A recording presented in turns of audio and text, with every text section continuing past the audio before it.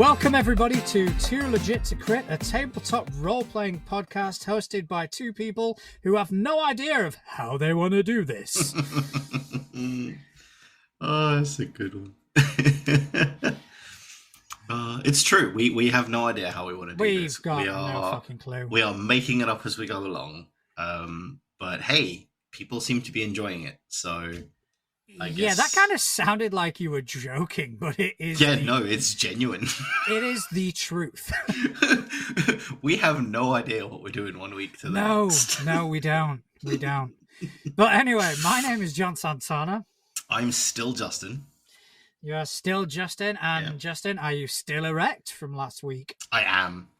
I still have like 5 tabs about Bind open on my PC right now. I don't. It's been a long time since I've heard you that excited. It's been a while. It has been a while. It has. It was a great bloke though. He was really cool. Yeah. And you know, I think that was kind of like the icing on the cake for me, because it's a really cool project being headed up by somebody who is really cool. And I think that's just something that I can like really get behind, because it's just good all around, you know. And it's always good for a podcast when we have a host on who is more liked than us. Yeah, that's always good. That's not threatening at all. Cheers for that, everybody. Feedback in the comments. Oh yeah, he's such a great bloke. It's like, when the fuck have you ever said that about us? To be fair, most of them have met us. True. And some of them have had characters killed by me. Yeah, there is that too. So yeah, there is a bias there, I would imagine. Yeah. Whereas, you know, it's all negative from us, and then a really cool guy who's created a really cool concept and a really cool system. I can see why they would prefer him. I can see it. Yeah. Well, I've kept in touch with him over the week, as have some other listeners of ours. Kept in touch over Mastodon, and yeah, we are looking to get a good old session put together. Yeah, that'd be awesome. So I'll talk about all that in a minute. So What about you? What have you been up to? I have been doing some thinking, which is dangerous. Notice my silence. Yeah. And no, I've been carrying on with the staff project that I mentioned several weeks ago. I kind of stalled out on it for motivation, so I was working on that a little bit. What else was I up to? And then the thinking led me to a few things that I want to talk about with you later, but we'll get into that later.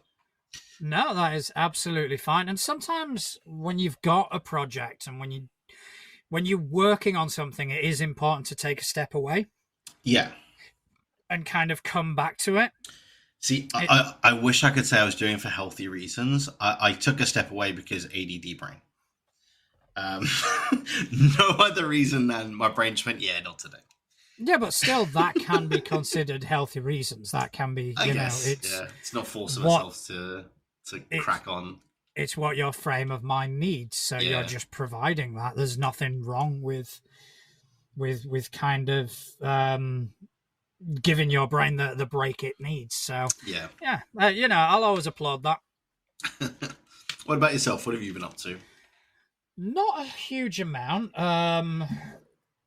Both my games are currently in the middle of current sort of arcs, so there hasn't been a massive amount to work on. The heist, people are kind of now getting used to the whole flashback sort of addition to the mechanics.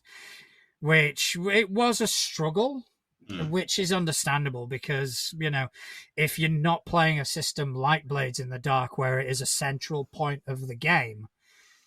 Yeah, it can be a bit sort of jarring, I guess. Yeah, and it's hard not to think sort of linearly. Yeah. To kind of going into thinking in this okay, so I've got this sort of resource available to me, and but they are kind of falling into it. It's not something I'd probably rush to do again. Hmm.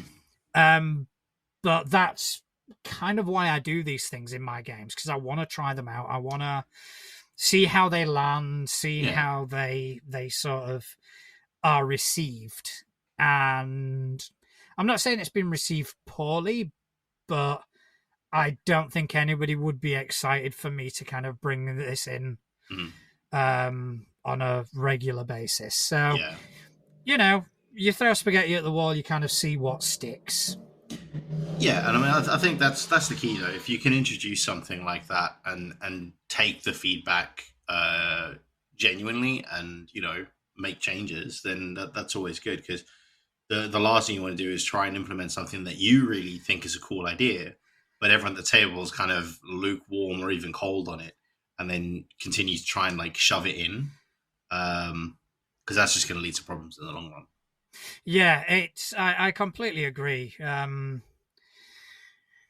It's something that you have to be able to take on the chin. Not everything you kind of provide your players, not every adventure or every sort of mechanical concept is going to land, and you just have to kind of have that dialogue of being able to go, right, guys, what are you thinking? Do you like it? Do you not? And in the players, there has to be honesty from the players as well, because a lot of times players will just kind of go, yeah, it's fine, sort of thing, without kind of being honest. So it is all about opening dialogue between the GM and the players. Yeah, and I think that's the key thing for anything, really, isn't it? I mean, the amount of posts that we've both seen on forums and Reddit and all over the internet of, oh, what should I do? And like every single one of these solutions would be solved by maybe have a chat. Just be open and honest and just kind of say, look, this isn't working for me. Yeah, and it's like, I think it's just one of those things that it's so important to have at your table, is to be have that open dialogue where people aren't just going to get shut down because they're perhaps not enjoying something that you really liked or something like that. Which actually, conveniently, and I'm going to be kind of jumping the gun on when we'd normally do this, but it kind of flows on from this. I think it's a good shout. Brings me to one of the things that I was thinking about. Okay. So, you know how quite often as DMs, because we're such a creative bunch, what we'll do is we'll steal plot hooks and stuff from other popular culture elements, right? Namely, I don't know what you're talking most about. fantasy books or films or things like that, right? As I file off the serial number of something I'm writing. I don't know what you're talking about. This is all me, is it? This is definitely mine. This isn't Lord of the Rings. This is Lord of the Necklace. Lord of the Bling. Yeah. But like it just got me thinking, right? What other like film tropes or concepts for films as a whole do you think would be really interesting for, like, not necessarily a whole campaign, but maybe like a short arc or a short little quest point, or even just like a fun little one-off, like for like a Halloween session or something like that, right? Because I had one. Okay. Which I think would be really fun. Because I don't really believe in kind of like picking from specifics. Like, I may see something in a sci-fi movie that I will then translate into my fantasy game. I see. No, I'm literally talking just concept, not like word for word plot, right? Okay. Now, the one I'm thinking, right, Freaky Friday. So everybody goes to sleep one night, right, around a campfire. When they wake up, they're all in different bodies. So they're still themselves, right? But like the warlock's now in the barbarian body. And everyone just passes their character sheets to the left. I mean, that could work.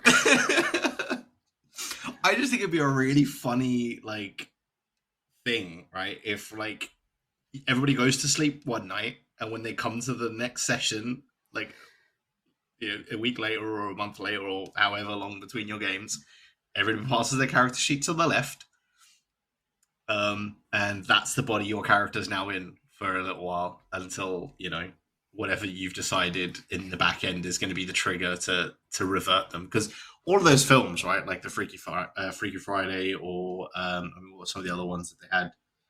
There was one with Ryan Reynolds as well, with like those body. Yeah.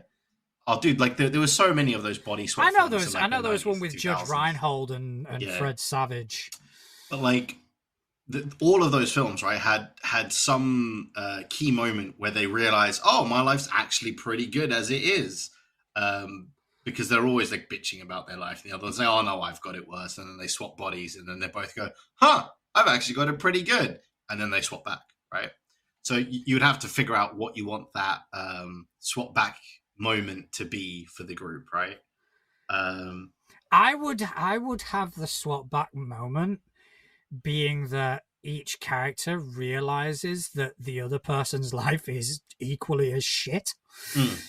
I'd turn the whole trope on its head. It'd be like, oh, your life is so great, and this, that, and the other, and then by the time of the end of it, it's like, see, I told you your life was great. I don't want to go back into my body, and then it happens anyway because fuck them. Yeah. So I think like that would be a good one, right? But then like there's so many other like 90s film things that I just think would be interesting just as a concept. Well, there's always like the sort of non-supernatural twist on that concept anyway, which is the whole Prince and the Pauper. Yeah. Exactly that. I think Trading Places was one with Eddie Murphy, where you've got a person in a position of privilege. Yep, and swaps places with a guy that doesn't have any. That isn't. So that is, again, similar sort of concept, just without the supernatural aspect. Yeah. Or even, I mean, to a degree, it was, the Parent Trap where the twins swap families and swap lives to try. I mean, granted, they're doing it to get their parents back together, right? But, like, I really like that whole idea of, like, them swapping roles essentially, because I just think it'll also be quite a weird one as well, especially if you've got like that like super intellectual wizard who's now suddenly in the barbarian's body. So he's still super intellectual, right? Because he's still him, but he's just got like muscles for days now. Yeah, I mean, you'd probably have to just swap over mental stats. Yeah, so your intelligent wisdom would swap, but everything else stays the same. So the barbarian who's got low intelligence and low mental stats, if he gets put in the wizard's body, tough time, yeah, he is fucked. Oh, it's gonna be so funny. Whereas the wizard will become the most powerful person in the world. Oh, it'll be so funny.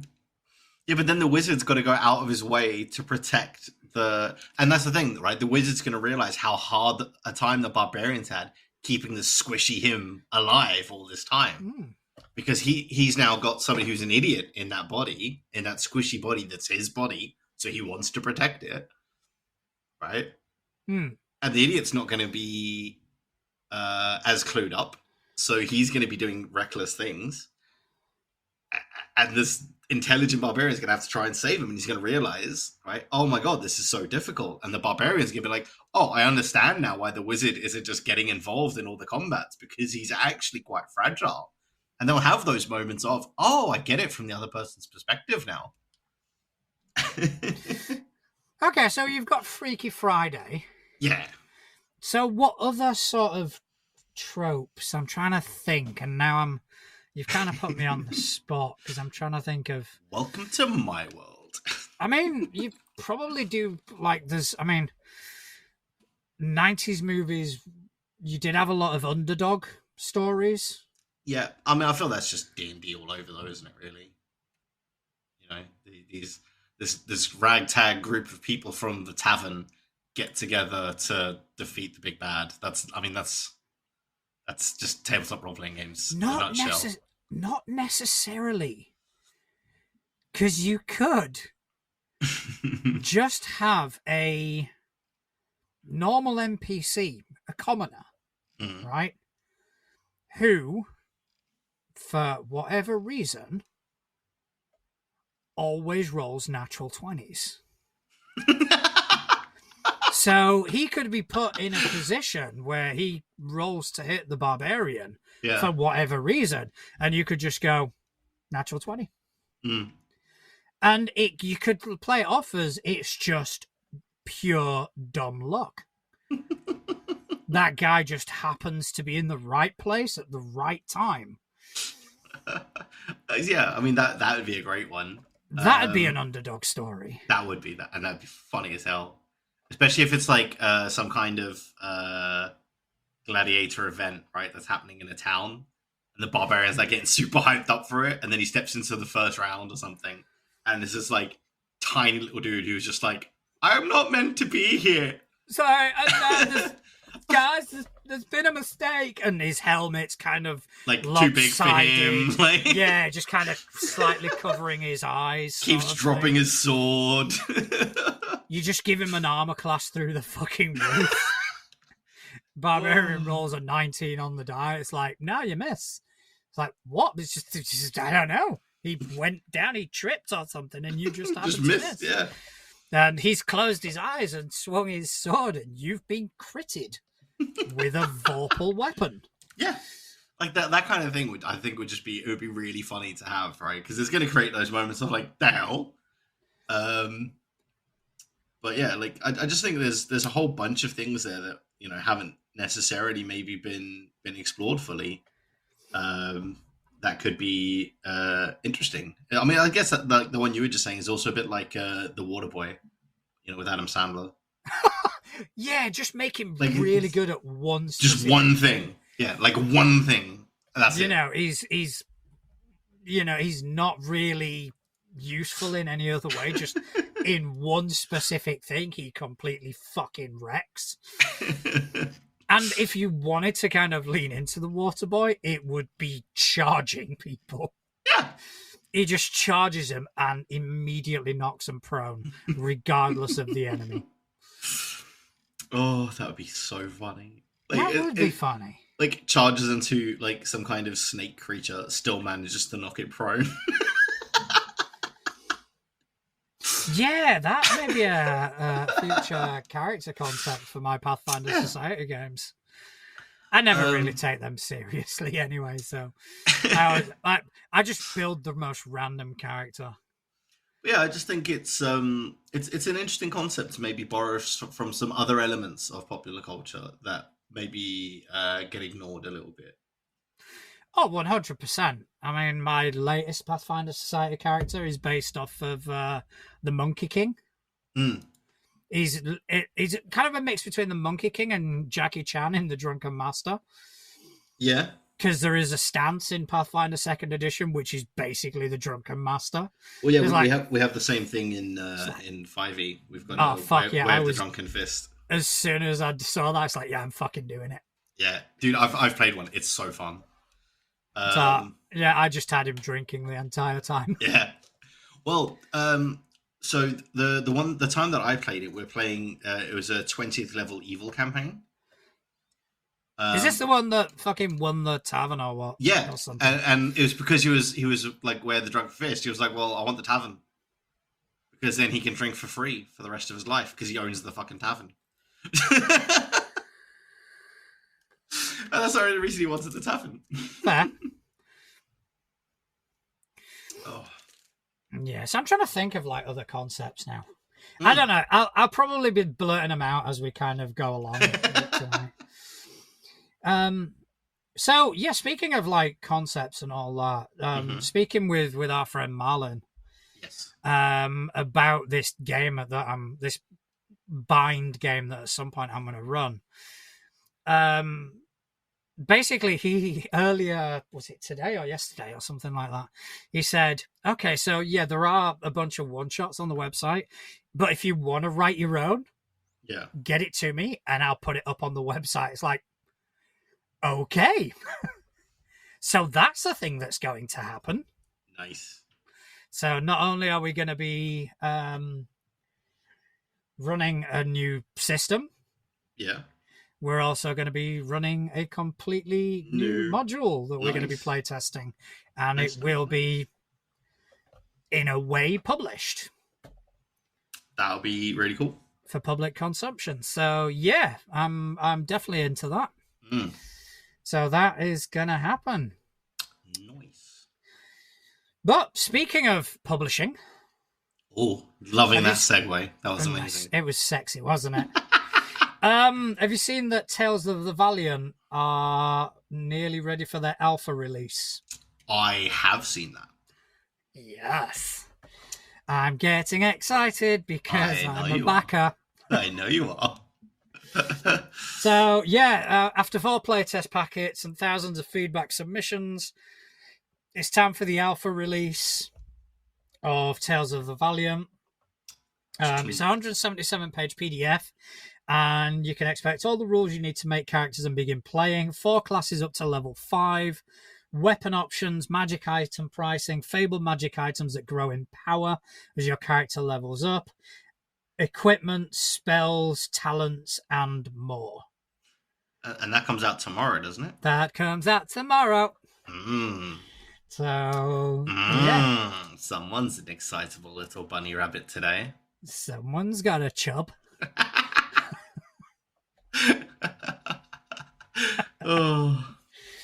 So, yeah, I'm looking forward to that. I will be going through it, and I will be giving you my thoughts. Well, speaking of thoughts. Oh, dude, sexy. We're getting good at this segue. Right. So, do you remember the other week I briefly read through the new playtest for D&D? Not one D&D, D&D. D&D 1. No, D&D. One D&D. Yeah, no, D&D. Yeah, one D&D. Yeah. And I said that they'd made a bunch of changes to the monk that were really good, and I was looking forward to like those changes being in the game and making monk viable again. Yes. Well, that was all still true. However, I was hoping they'd fucked it. They have. Yay. But not in any way that they haven't fucked with monk. What they've done is they've created a new bardic college which give bards everything that monks get while still being bards, so they still get everything that bards get. So they're full spellcasters that are really, really good at martial fighting. Okay. So there's no need to play a monk because you can just play a bard from this college, do everything a monk can do, but also everything a bard can do. Is it that bad? Is it that extreme? Yes. I wish I was kidding. So yeah, literally, they get like all of the features that make a monk, right? So they get the if you attack, you can use your bonus action to do an extra, unarmed strike. Your unarmed strike does more damage because instead of doing like just an increased damage dice, so like instead of a D4, it's a D6, and scaling as a monk does, it uses your bardic inspiration die, which is always bigger. So when a monk gets to like max level and is hitting with a D10, you're punching with a D12 as this bard, etc., etc. So it literally has everything a monk has, everything a bard has, but it's also better at being a monk than a monk. So why would you play a monk? So they fixed monk, and then they're like, we fixed it. So, monk players, we fixed it for you. But for everybody else that still wants to meme on monks, have you considered bard?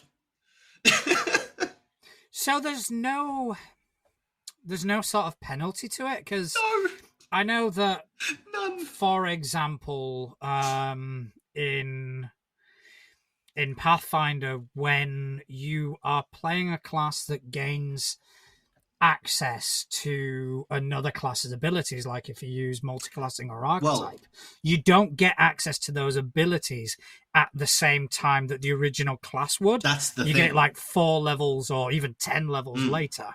That's the thing. It's not giving you access to the monk's abilities, the bardic abilities that happen to do everything the monk ability does. Do these people actually talk to each other? Clearly not. Do they just kind of go, right, so Dave's finished the monk, right? Okay. I should probably read that before I make my martial bard.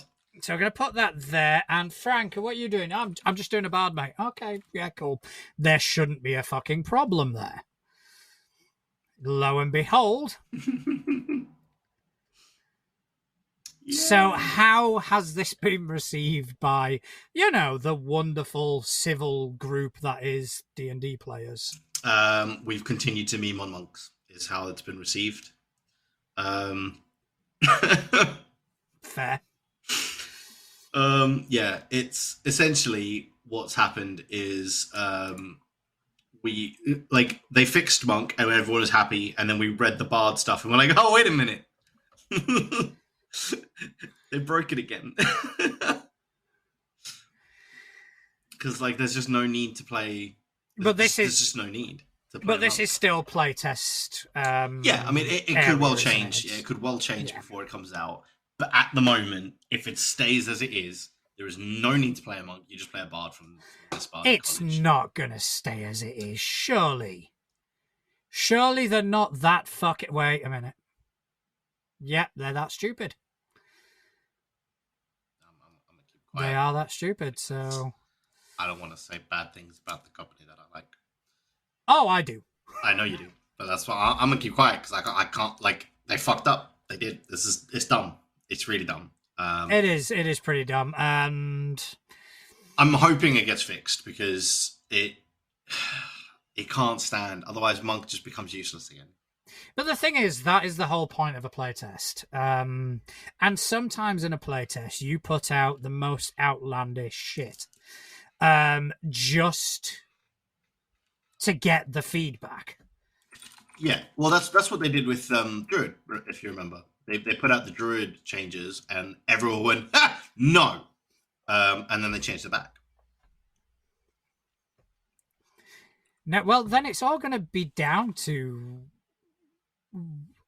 which class is going to get more support. Because if they're kind of analyzing this feedback via a polling method, there are some people out there that are going to go, Martial Bard, fucking yes. Yeah. Whereas there are people out there who are going to kind of realistically go, no, we've got a monk for this. Why is a bard sort of... So it's going to boil down to which of the classes is most popular, bard or monk. I think bard's more popular. Nobody plays monk. I mean, I know which I prefer. Yeah. So I'll just read you a little bit of the College of the Dance Bards. Right. That's the college that... And the College of the Dance. Oh, yeah. That is brilliant. College of the Dance Bards.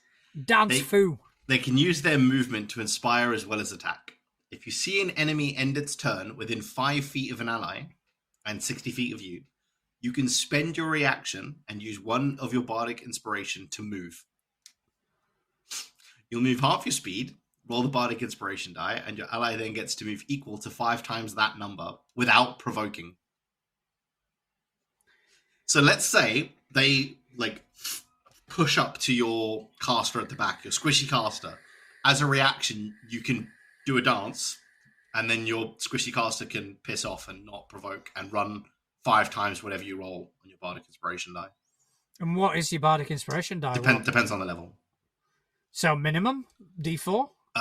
No, I think it starts at a D6. So potentially, at low level, somebody could move up to 30 feet for free. Yes. Without provoking. Yes. Jesus, yeah, that's already broken. Bardic Inspiration at level 1 is D6, yeah. And then at 5th level, it goes up to a D8. And then 10th level goes up to D10. 15th level goes up to a D12. That is already fucking broken. Yep, and we're only getting started. Holy shit. That is bad. So they also get the evasion, so avoid damage on a successful dex saving throw instead of half. You can share this benefit with friends within 5 feet of you, right? So if you make you essentially have evasion, right? The rogue ability, where if someone throws a fireball and if you save, you take half damage. Is how it normally works. But if you have evasion, you take none, right? That's pretty standard. College of Dance Bards can share that with anybody within 5 feet of them. Right. So basically, it means that your entire party then has evasion without having to take evasion. Dance Bards are pretty quick on their feet, and they can spend a Bardic Inspiration die during the initiative roll to pass this feat on. When the die is rolled, simply pick a number of creatures within 60 feet equal to your charisma modifier, and they get an initiative bonus equal to your roll. So essentially, you roll your bardic inspiration die, and up to your charisma modifier, creatures get an initiative bonus equal to your roll. So if you rolled, let's say you're at fifth, 6th level, right, which is where most characters live. Right, in most campaigns, sort of 5th to 10th is about average. So you're rolling a d8. You have the potential to add 8 to everyone in your party's initiative roll. Yeah, that just sounds broken. That just like flat off the bat, it just sounds like somebody's kind of been a really big fan of bards and they want to make them the most brutal fucking class in the game. Yeah. Which I don't necessarily agree with. Don't get me wrong, I love bards. Bards are my favorite class in any fucking system. You give me someone who can talk and manipulate people, that's me. But yeah, even I'm kind of going, oof. Yeah. Because why would you pick any other type of bard? You just wouldn't, unless like you want to go down a different route for your bard. But if you're intending to be any kind of combat focused group, you're gonna pick this. Yeah, of course you are. It has so many benefits and zero drawback. Yeah, I can see that getting. It's got to get nerfed. It has to get nerfed. If it doesn't, fucking. If it doesn't, guess what I'm playing? Dude, like, this class is like the ultimate fucking like power gamer's dream. Like, oh, here's a class that is like nothing but power. What's the drawback? Huh? What?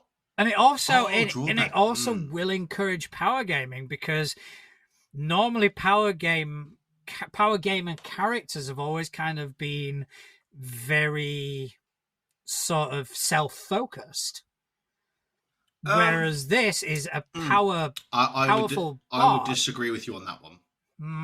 Go on then. So, well, purely because there is an entire YouTube series from a particular channel where he goes through a whole bunch of different builds and he categorizes them all, and he has got an entire section of like power building support builds. Fair enough. So there is a subsection of power gamers that will like to pump out as much support as possible. There's also like he's got another like table for like the ultimate tank builds and stuff like that, right? So he covers all bases. I mean, I get where you're coming from. For the most part, people tend to power game for doing damage in combat. But there is a whole subsection of power gamers that do everything. So yeah, it depends on which corner of the internet you're looking. Well, that fills me with inspiration for D&D 1. No, it's called D&D. I'm still going to call it D&D 1. Because it annoys you. It doesn't annoy me. I don't care. It annoys them. Yep. We'll see how long that statement lasts. But yeah, so yeah, I just wanted to give you that little bit of feedback because I know how much you love your bards. So I thought you'd be. I do love my bards. I do Yeah. love my bards, So but I thought you'd appreciate that they fixed Monk and then immediately broke it by making Bard stronger. That's the same thing. Well, I don't really have a cool segue. I can't even think of one for this next bit. So, I think you're winning on the segue Yes. competition this week. But Pathfinder and Starfinder RPGs are headed to augmented reality. That sounds so cool. Does it though? Mm-hmm. I don't know. I've never really been a fan of augmented reality. I guess it depends on like how you do it. Because I mean, the images that they've put up are kind of lame. They are very conceptual images, aren't they? Yeah. So I think it's going to be one of those things that it'll be cool if they do it right, because essentially it means you have a virtual tabletop on your tabletop, right? But you'd still need the physical space.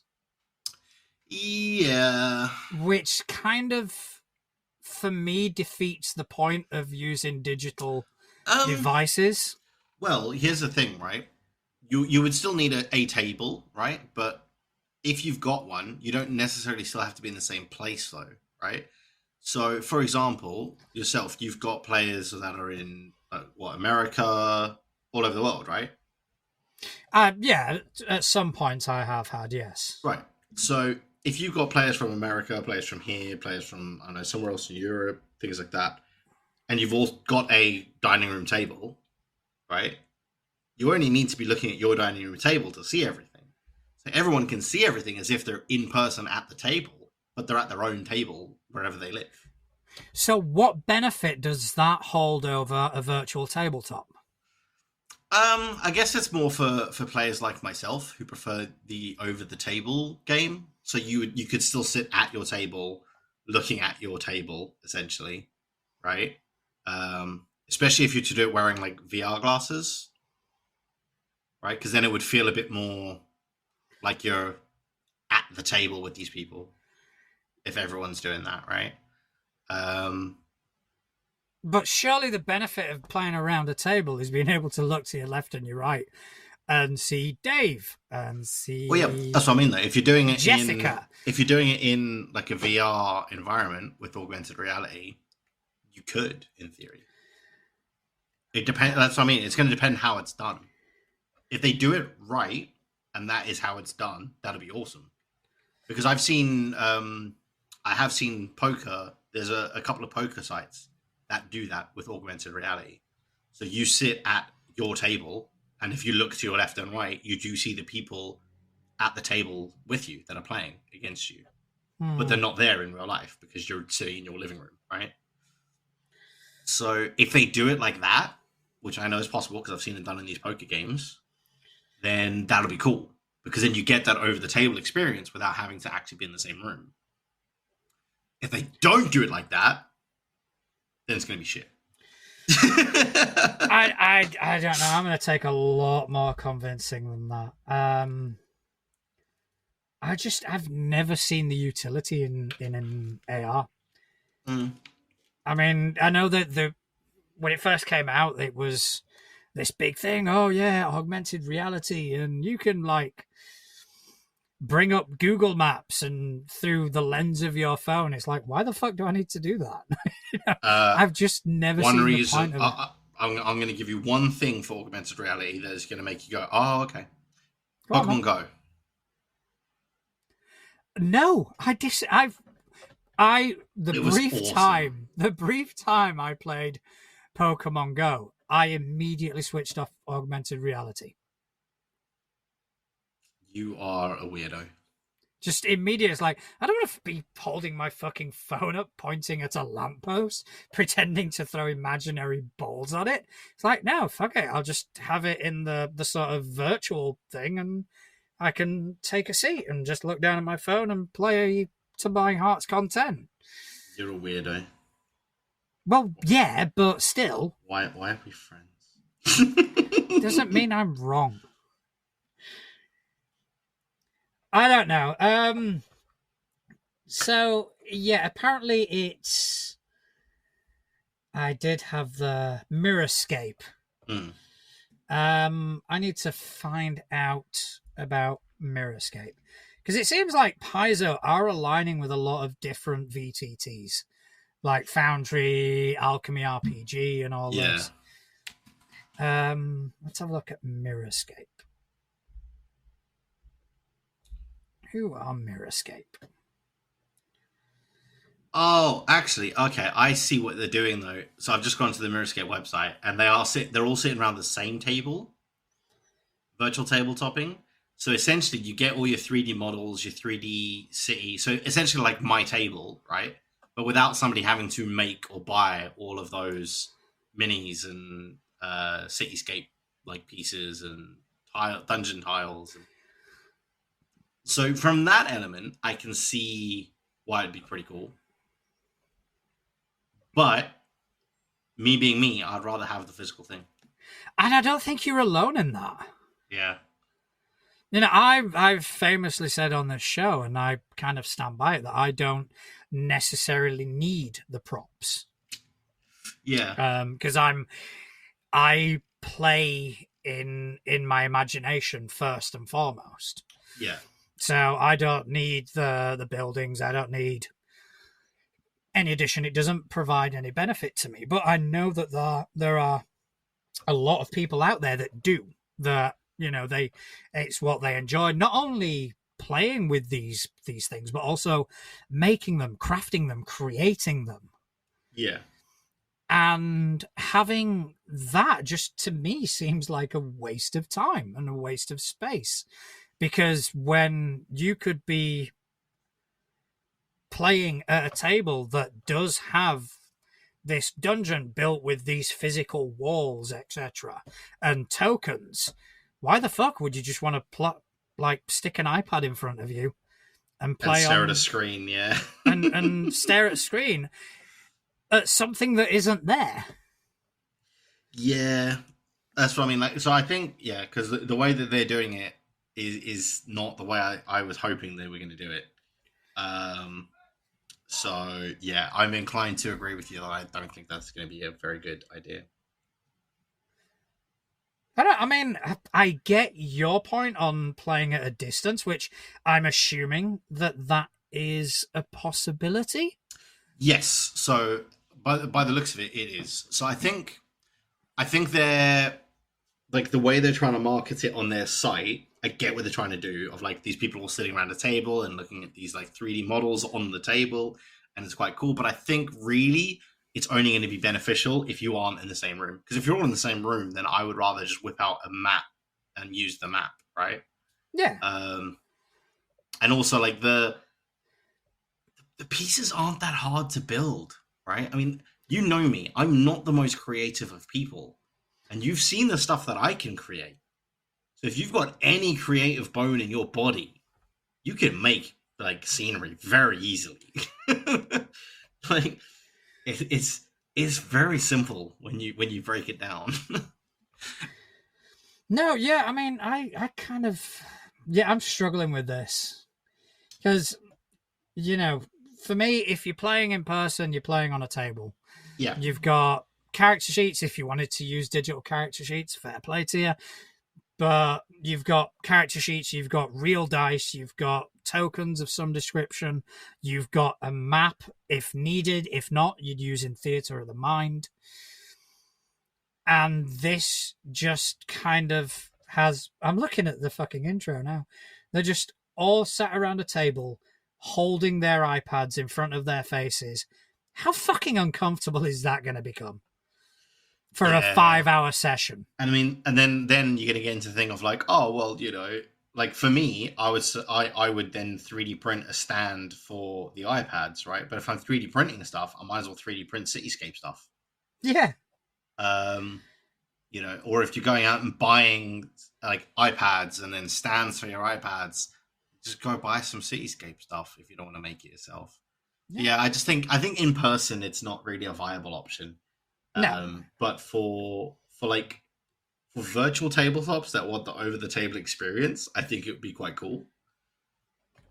Because it's going to add like an extra element, because you get that 3D element rather than just the top-down view. But other than that, I'm a little bit, I don't know. There may be a market for it. I don't really... I'm sure there is a market for it. I just don't think it's us. No, God, no. I won't be investing in this. No. You know, I mean, don't get me wrong. I've invested in Foundry. I've spent a lot of money in Foundry. One of my players is paying for the Foundry, the Forge subscription. So between us, we are spending quite a bit on there. Yeah. But it works for us. You know, we don't mind the top-down view. I mean, and that's the thing. Like, I mean, for what I do as well, right? I need those top-down maps because I use them as the basis for my table with the physical elements, because I've got the TV screen, right?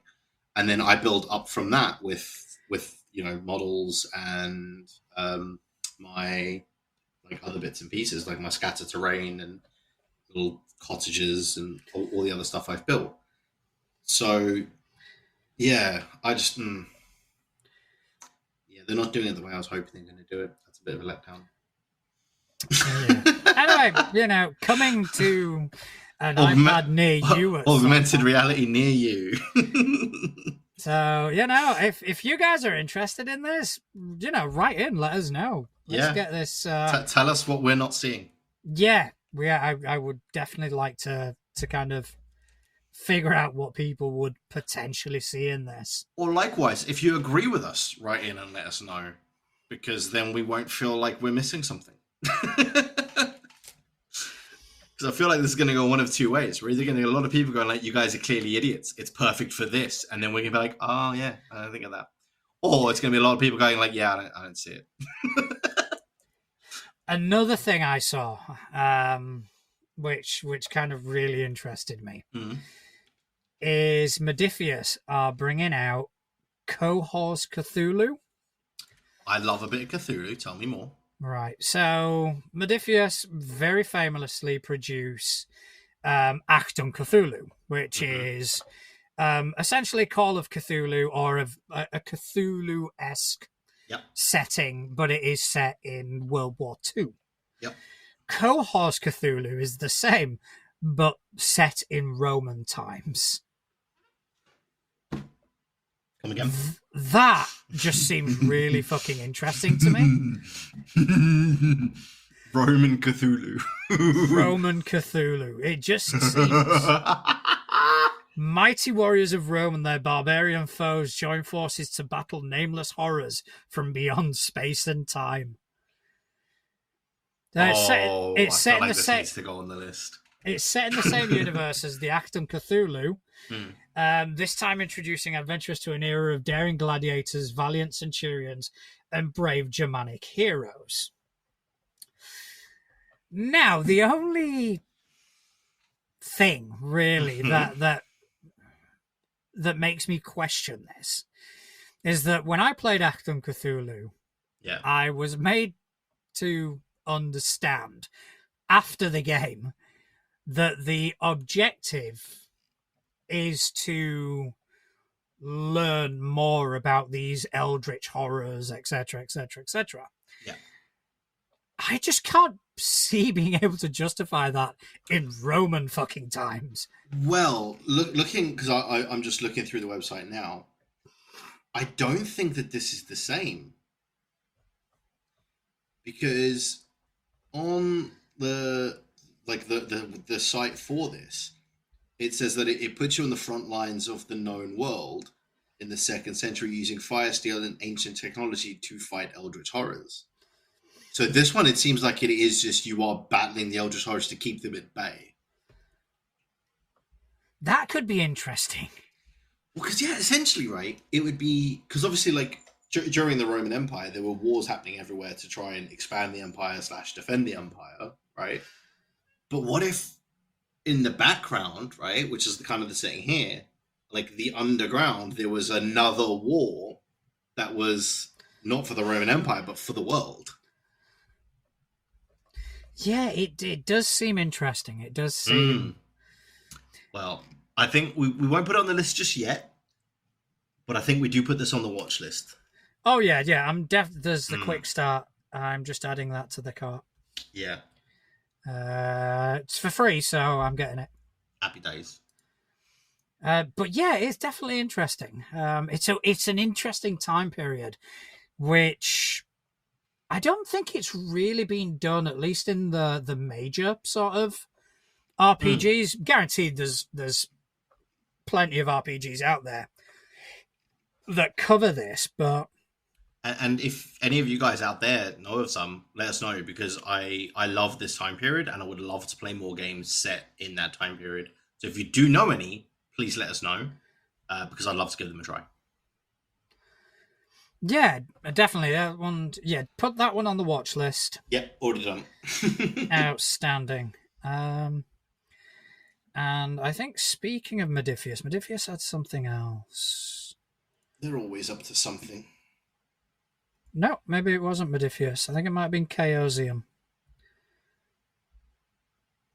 Oh, yeah, no, sorry, Modiphius did bring out the quick start for Dreams and Machines. Oh, yes, I've already got it. Good man. Does that mean we can put it on the list? Yeah, we can. We didn't put it on the list because we were waiting. Yeah, Dreams and Machines is already on the list, but yeah, I got the quick start for it. Just seems kind of, rules-wise similar to Actum Cthulhu.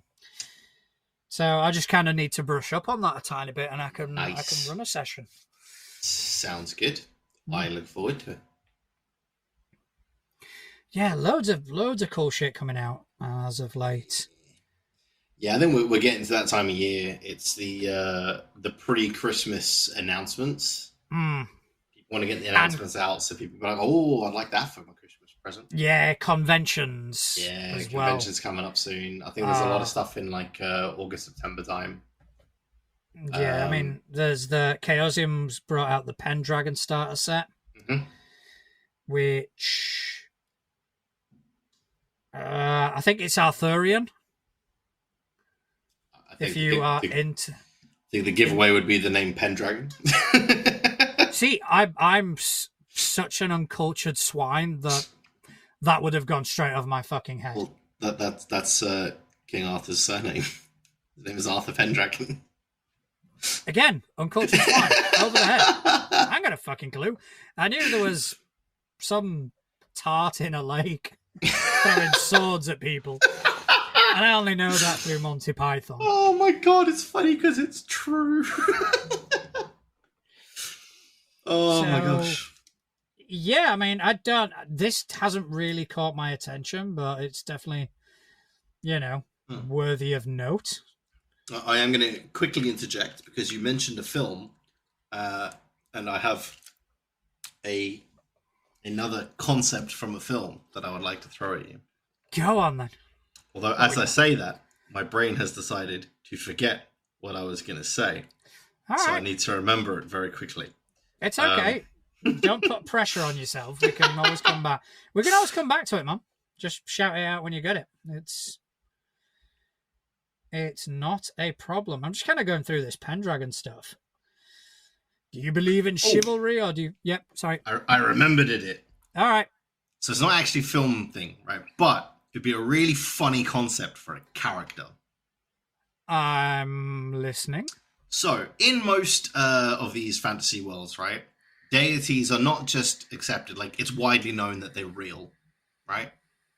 Like, they exist, for the most part. Yes. An atheist character.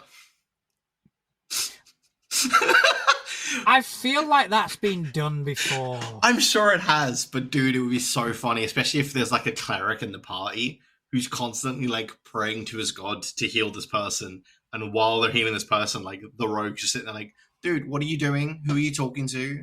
There's nobody up there. What are you doing? It'd be a bit like a flat earther, but like... There is...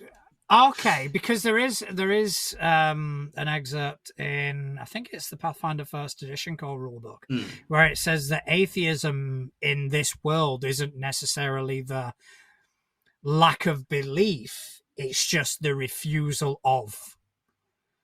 Yeah, no. So I mean like an an our world atheist, right, where they just don't believe that it's real, right, and they're just adamant that it is not real. Not the refusal of the gods, like they're just adamant that the gods don't exist. So, like you say, like a flat earther, essentially. Yeah, essentially, because like there's empirical evidence that these deities are real in this world, and this guy's like, nah. No, but to play that properly, you would have to come up with some arguments, theories. Yeah. Some like proper, well thought out arguments. You would have to put the tinfoil hat on and go in deep. Oh yeah, you'd have to method act the shit out of it. It would be amazing, though. Yeah, okay, I can see that being quite interesting.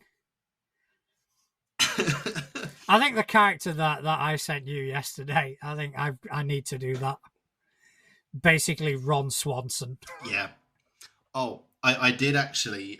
So there's a guy on. He posts like shorts on Instagram and YouTube and stuff. And he does a lot of like Cards Against Humanity D&D stuff. I don't know if you've seen him at all. Where instead of like dice rolls or anything like that, you draw a card and then the card tells you what happens. Right. It's a really cool concept. It's like there's some funny results, but he said something that would be, I think, really fun to do with a warlock, where your patron is the DM. Yeah, you sent me that. Yeah, I remember. Yeah. So not like the DM as like, you know, an entity in the world, like, but the actual person, like Dave at the end of the table. And that to me is just hilarious because like you'll have this warlock having like a crisis of like, oh no, what do I do to save my friends? And then you've just got like the DM at the end of the table, like, I don't know, like take a breath, I guess. Count to 20. I don't know how to help you here, my guy.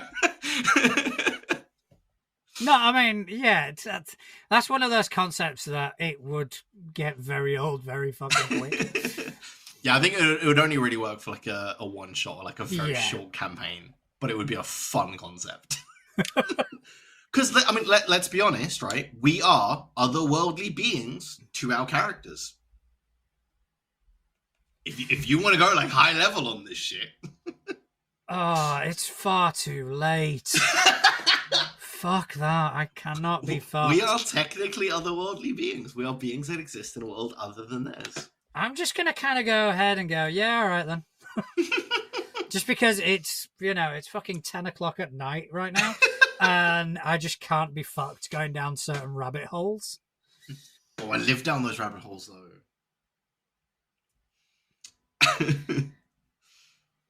Right. So this is something that that I actually saw a couple of weeks ago, and we'd never really got to talk about last week because obviously we were chatting to Marlin and it was fantastic. But this is something that really caught my interest, and it just kind of highlights the positivity that this hobby can bring to a certain degree. There was a feature, and it was published on the 2nd of July. I think someone on Mastodon posted it, and I just kind of followed it. And it is that wartime creates a surge in Ukrainian tabletop role-playing games. And it is, you know, the horrors that are kind of going on over there. Yeah. You know, people are using this hobby to kind of, at least for a brief fucking moment, to be able to escape the hellscape that surrounds them, and play tabletop role-playing games. And there's a whole feature on it, and I will post it in the Facebook group because I think it's at the very least people should give it a read. Yeah. Yeah, I mean, it's definitely, it's like you say, it is just one of those things that, you know, you really do get to see just how awesome the people in this space are. That, you know, even amongst all of that's going on over there, they are able to kind of dive into this world and enjoy themselves and kind of just distract from everything that's happening around them. Yeah, I mean the article focuses on Tasha Dashkiewicz, Mm. who basically said that her community thrived, and obviously referring to the role playing community, thrived since the Russian invasion began. Yeah. Um, and she held her first online session open to anyone who wanted to join, and she was surprised who showed up. Some of them were IDPs, internally displaced persons. Some of them were military veterans. And it seems that these games have found sort of a new life for Ukrainian gamers during this horrible fucking time. And it just, we always kind of sing the praises of this hobby. We always kind of are very quick to kind of say how good it is for people and how good the escapism is. But this is sort of like empirical evidence of that. And hopefully the need for that escapism doesn't last long. Yeah. But I'm glad that they've got it, Yeah, it's always nice to find something to get yourself out of, just any negative stuff that's going on in your life. And obviously, their negative stuff is pretty bad, to put it lightly. But I mean, even just like for people not in a situation that's that bad, right? Obviously, but even just like in your day-to-day life, to find something that lets you just kind of switch off from that and relax. Yeah, I think it's great, and again, it's just testament to how important this is. Yeah, How important these stories that we tell with our friends, how important and relevant they become. Yeah, and I think it's fantastic, and it's just kind of reaffirming for me that out of all the hobbies I could be doing, I'm invested in this. So yeah, I just kind of wanted to bring that to the table because it is in a dark fucking time, just like a glimmer of light. yeah. No, that is awesome. Now, shall we lighten up the mood a little bit? Yeah, let's do that. And head over to Couch's Corner? We shall. Because I'm sure he sent us something. Yeah, we have 2 this week. Oh, do we now? Couch does have competition. Does he now? He does have competition. Yeah. Interesting. So let's go with Couches first, shall we? Okay. So this question has been sent in by Couch of the Southern Kingdom from Chelmsford 226688. And Couch's, I forgot about that advert. And Couch's question is: as you spoke to Marlin last week, if you could create a tabletop role-playing game, what would be your hook? Would you have a genre that no one has done before, or a setting that you have never seen? What would be your personal choice? Oh, that's a good one. I really like the concept of like a cyberpunk setting, or even like a steampunk setting. So something like that, I think, would be pretty cool. But beyond that, I don't really know. I mean, I think I would probably do something with cards rather than dice. But okay. That's purely because I roll dice like shit and I like playing cards. You do roll like dice like shit. I do roll dice like shit. And I really like playing cards, right? So I would do some kind of system around cards where you draw cards from like a central deck. So there'll be like one deck of cards in the middle of the table. And then whatever like cards you draw is essentially your roll, right? And yeah, so something around that, I reckon, is how I would do it. But I think the setting would definitely be kind of steampunky, that kind of vibe. Well, For me, it's a bit of a loaded question. Because I'm currently doing my own setting. I'm currently creating that. Yeah. And I'm creating it in a way that it is not fixed on one genre. Yeah. So essentially, the world that I submitted to Tales of the Valiant, I've taken that concept and I've expanded upon it. And I've essentially created a world where I can have little pockets of civilization that will have evolved separately from each other. So they will be completely fucking different. Yeah. So the first one I'm doing, or the first campaign I'm doing, is going to be a cyberpunk sort of campaign where the players will be in a criminal gang. And, I drew inspiration from, mostly from a series of Hong Kong movies called The Young and the Dangerous. Sorry, Okay. The Young and Dangerous, where I think there's about 7 or 8 of these movies, but you kind of show how these kids in the triad grow up in the ranks and end up being mafia bosses in their own right. And I always kind of love that. So that was kind of the first sort of campaign, the one I'm focusing on now. But I do have other things in mind which will change the genre completely. Yeah, that sounds pretty cool. Really cool.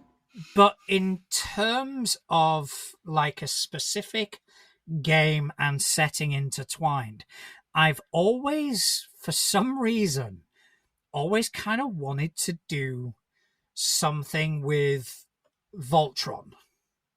Okay, that sounds fun.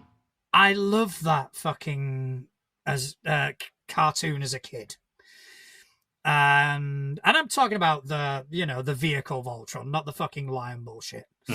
I'm talking about so I rented that movie out so many fucking times. My parents were sick of taking me to the video store and it'd be like, right, John, what do you want? Voltron. You've seen it 20 times, John. I want Voltron.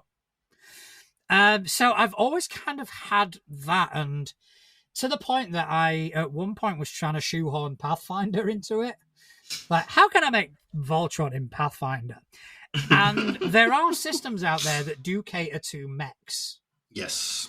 But they are very much focused around mechs. What I wanted to do would to create a system where you would be able to play as your characters, but then have the mechs as an option. Yeah. So there could be the point of you as a character find yourself stranded being attacked by this fucking eldritch abomination, which one touch will kill you. And you have to run to get to your mech in order to protect yourself. So I was always kind of wondering how to play that. And not only that, how to play it in a way where multiple players can quote unquote join together. Yeah. And not give away like some kind of autonomy. Yeah, exactly. Not do the fucking ship rules in Pathfinder First Edition. Yeah. And have every player feel equally relevant, which isn't fucking easy. Yeah.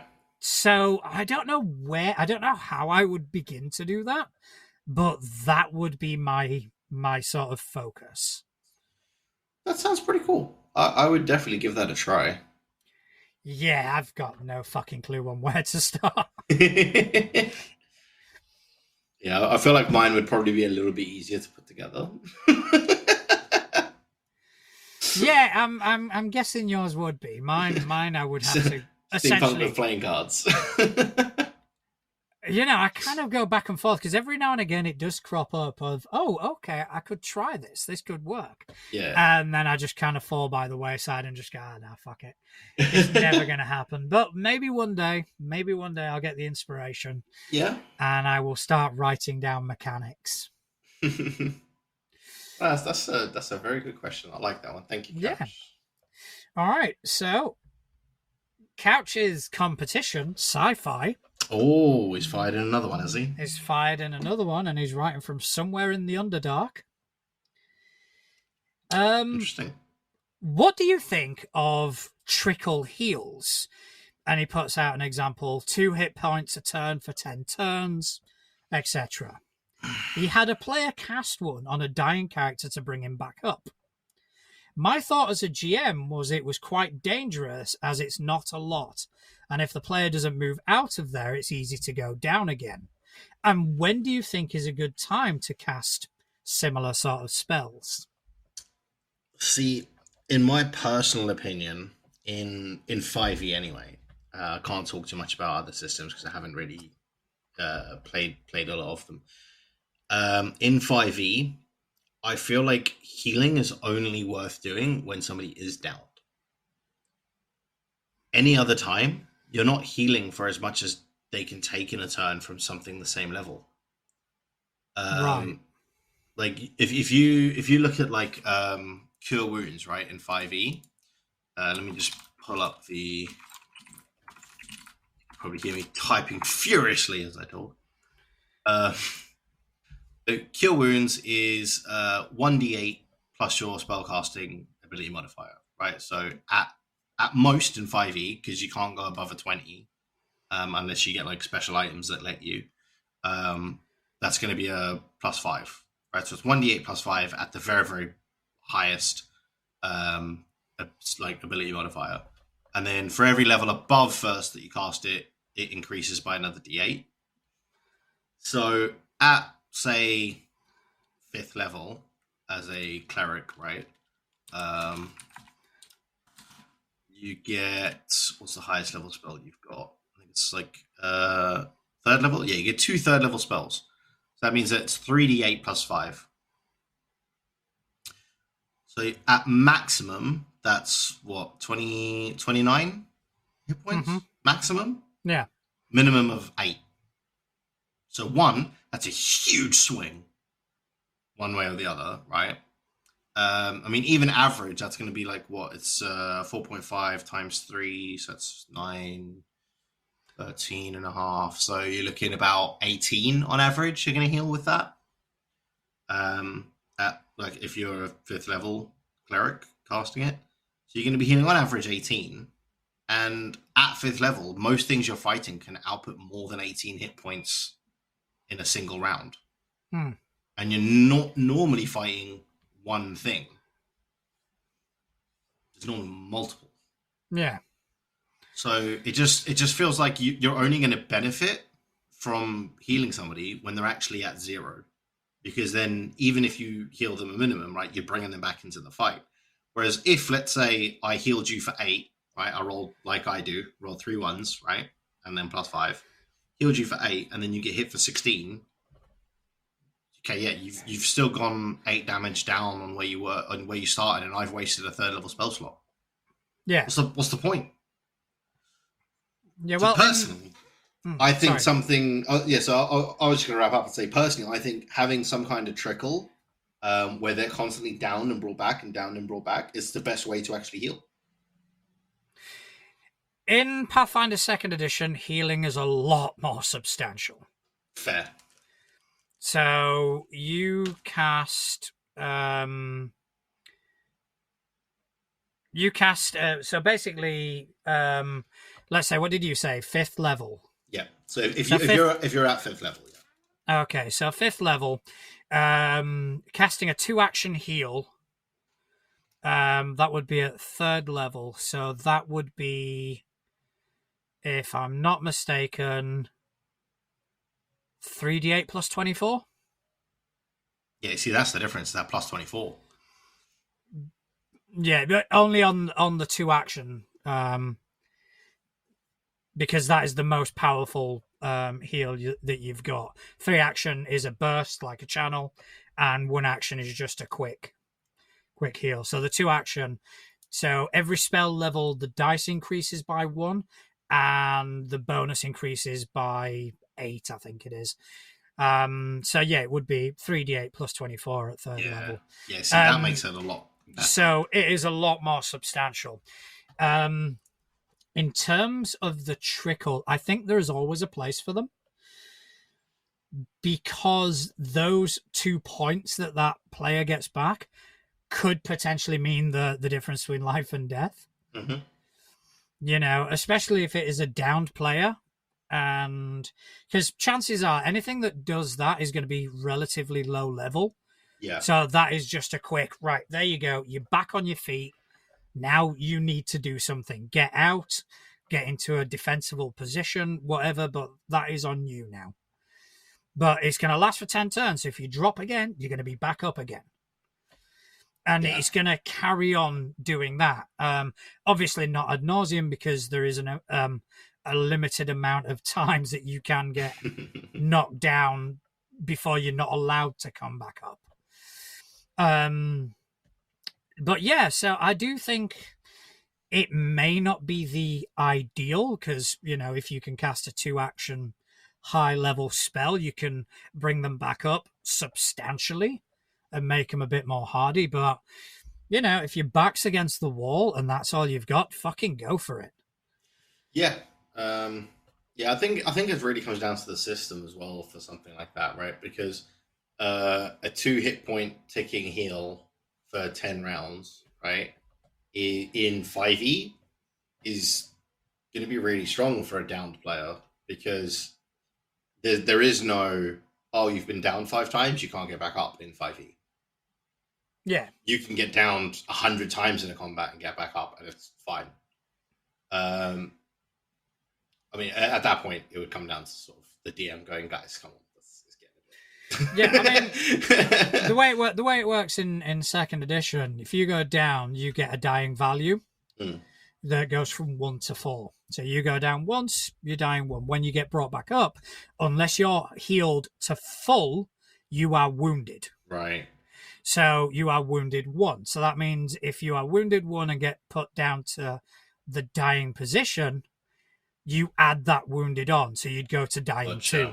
So it kind of increases exponentially. If they do bring you back to full hit points, you lose the wounded condition. So technically you can be up and down, you know, unlimited, but there's a lot more to it. Yeah, there's a lot more nuance to it. Yeah. So yeah, I think something like that would be very powerful in 5e, but by the sounds of it, less powerful in Pathfinder 2nd edition. I think it's a break glass in case of emergency. Yeah. You know, you've got someone down, you've only got a low level spell left. Bang. Pop it. Yeah, pop there it. You go, and exactly. Let's fucking move. Yeah, whereas in 5e, that would actually, personally, that would be my go-to when somebody was downed, because it's just going to keep bouncing them around that, downed up, downed up, downed up. So I think the best way we can answer that question would be, it depends on the system. Some systems that's going to be very powerful, some it will be less. But regardless of system, if it's all you've got and it's going to save somebody's life, pop that spell. Yeah, I agree. And I know that Sci-Fi plays the same system as I do. Yeah. I think it was probably a good use of the spell, to be honest. You know, dying character, even if they get 1 hit point, that means they're back on their feet. They're back in the fight. They're back in the fight. They can then do something. They then have agency. Yeah. Where they can get out of fucking danger, first and foremost. Or even just chug a potion, right? If they've got one in their bag, pull it out and chug it. Yeah. So I think it definitely has a place. And I think, system dependent, it can be either very, very strong or just a get out of jail free card. Depending on how healing works and in system of choice. Yeah. So I think that's all we've got time for today. Yes. All right. So thank you to Sci-Fi and Couch for 2 amazing questions once again.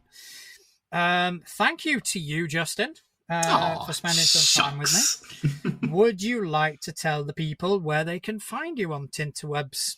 I would indeed. So you can find me on most platforms as Just an Accurate TV.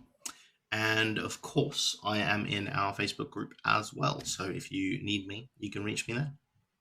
Yeah, as for me, you can find me on most of the social media sites as @NaturalJuan. I'm mostly active on Mastodon. I've kind of stepped away from Twitter and Threads and all that, but I'm still reachable if you wanna reach out there. Also, we have actually set up a website. I say that it's a fucking blogger site, but it'll do. It'll do. And that is toolegit2crit.uk. You can listen to all our episodes on there. And I'm even going to be posting a blog once a week just to kind of, give you guys a bit more insight into the actual production of the show as opposed to just waffling on about tabletop role-playing games. That is the production of the show. What are you talking about? Yeah. So I just want to thank everyone for taking time out of their busy days just to listen to us waffle on. And tune in next time. We will see you all very soon. Thank you very much. Good night and keep rolling.